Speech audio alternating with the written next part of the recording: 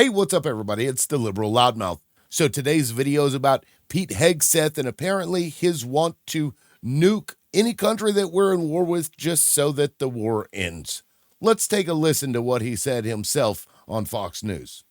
I know in my own, even in 2005, 2006 ROE, it was incredibly arduous toward the idea of absolutely decimating our military.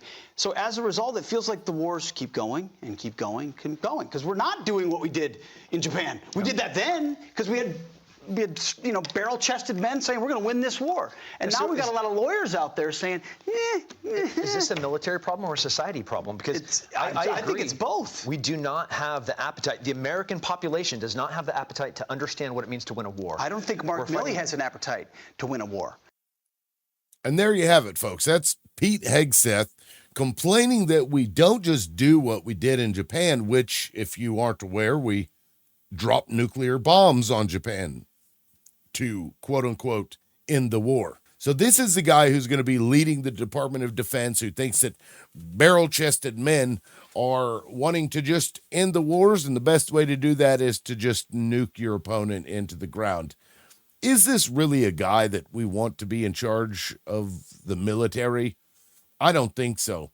Now, this is also a guy who has a tattoo on his bicep that says Deus Vult, which is now has been co-opted by supremacist groups, white supremacists, who want this Catholic overthrow of everything, and, white European Catholics should be running everything. It actually means God's will. It was a rallying cry back in Europe during the Crusades when they wanted to take Jerusalem back from the Muslims. So he put it on his body, he tattooed it on there so it'd be there forever to, I guess, show support to whoever he thinks that it's crying out to.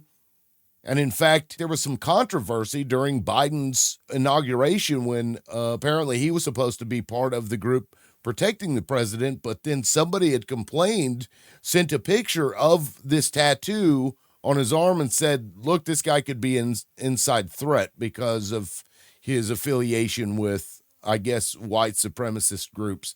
And then I think thereafter I believe he resigned. And strangely enough, I mean, the guy didn't really do a whole lot up until he kind of coattails along with the Republicans. He just, says whatever they want him to say. And then they're like, oh yeah, you're so great. Yeah.